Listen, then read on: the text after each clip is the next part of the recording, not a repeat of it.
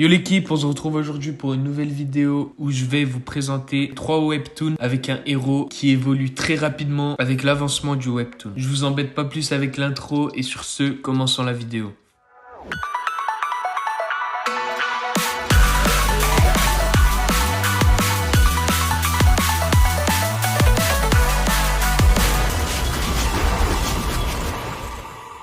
On commence directement avec le premier webtoon qui est Leveling Up with the God. On suit l'histoire de Kim Woo-won et on apprend dès le premier chapitre que c'est un inné et qu'il combat les Outers. Les Outers sont nommés les dieux d'un autre monde. Par le simple fait de poser les yeux sur eux, les gens normaux perdent la vie. Après des années de combat, Kim Woo-won et ses camarades arrivent à une même conclusion. Un inné ne peut pas battre un Outer. À cet instant, un des alliés de Kim Woo-won fait son entrée et il dit qu'il n'y a aucune manière de les vaincre pour l'instant. Ensuite, il propose que quelqu'un retourne dans une ligne temporelle plus éloignée et recommence tout à zéro. À ce moment-là, tout le monde se mettra d'accord pour que la personne retournant dans le passé soit Kim. Après son retour dans le passé dans le but d'anéantir les dieux extérieurs, il doit rassembler ses anciens alliés et devenir plus fort que n'importe qui. Il commencera dès son arrivée dans la nouvelle ligne temporelle à accumuler les points et les compétences grâce aux informations qu'il aura récoltées avant. Le webtoon est vraiment intéressant car on a des personnages comme Hercule, Odin ou bien Hadès qui sont présents dans le webtoon. Et il compte actuellement 35 chapitres en français et 51 chapitres en anglais. Je l'ai lu et il est vraiment incroyable, donc n'hésitez pas. On passe directement au second webtoon qui est Solo Max Level Newbie. Ça se passe dans un monde où un certain jeu de réalité virtuelle nommé la Tour aux épreuves fait son apparition. Dès la sortie du jeu, des milliers de joueurs tenteront de les terminer, mais au bout de 3 ans, les gens commenceront à réaliser que la Tour aux épreuves est un jeu interminable. Dites-vous que sur le jeu, il y a des zones qui vont jusqu'à moins 60 degrés, ce qui tue tous les joueurs dans l'heure qui suit leur arrivée. Après ça, les joueurs commenceront tous à progressivement quitter le jeu, mais il y en a un qui va être plus déterminé que n'importe qui et qui ne va jamais abandonner avant d'avoir atteint le dernier étage de la tour. Son nom est Jin-Yu et ce sera la seule personne à finir le jeu. Et pour accomplir cet exploit, il passera 11 ans de sa vie. 11 ans les gars, donc dites-vous la détermination qu'il a eue. Et au moment où il finit le jeu, il reçoit une notification comme quoi il y aura un reboot du jeu dans 12 heures. Au moment de se déconnecter du jeu, il se rend compte que le bouton de déconnexion n'est plus présent. Hein quoi? Attendez, je crois que je me suis trompé. Je crois que je me suis trompé d'œuvre les gars. Il va se déconnecter du jeu, va se coucher. Le lendemain, il se rend compte que le jeu est devenu réalité et que si le prochain étage de la tour n'est pas terminé dans les 90 prochains jours, l'humanité s'éteindra. Jin-Yu, qui connaît tout du jeu, prendra le contrôle du jeu plus rapidement que quiconque. Le webtoon compte actuellement 44 chapitres en français. J'en suis environ au 20e chapitre et franchement, je trouve l'histoire vraiment originale. J'en suis environ au 20e chapitre et j'ai vraiment kiffé le webtoon, l'histoire et les dessins. Donc n'hésitez pas à aller voir le webtoon car il est vraiment incroyable. Dernier webtoon de cette présentation. En 2042, le monde fut détruit et après que des donjons sont apparus dans le monde entier, les monstres sortant des donjons commencèrent à envahir le monde. Ces phénomènes seront connus sous le nom de rupture. Au même moment, certaines personnes recevront des pouvoirs pour contrer cette catastrophe. Des personnes qui seront appelées les éveillés. On suit l'histoire de Kim Sung-in qui est considéré comme un héros depuis son plus jeune âge. Et il aura beaucoup de responsabilités sur les épaules car il ne deviendra pas un simple héros mais le plus fort de l'humanité. Et même après que tous les humains soient morts, il continuera à combattre les monstres jusqu'à la fin. Mais il n'arrivera quand même pas à vaincre le boss des monstres et il mourra sans pouvoir empêcher la destruction du monde. C'est à ce moment-là qu'il se réveillera 20 ans dans le passé, entouré d'humains dans un monde paisible et tranquille. Il fera tout pour réussir là où il a échoué dans sa vie précédente pour sauver l'humanité. Le webtoon compte actuellement 27 chapitres en français et pour tous ceux qui aiment les webtoons de réincarnation, foncez. Et franchement, je trouve l'histoire vraiment originale.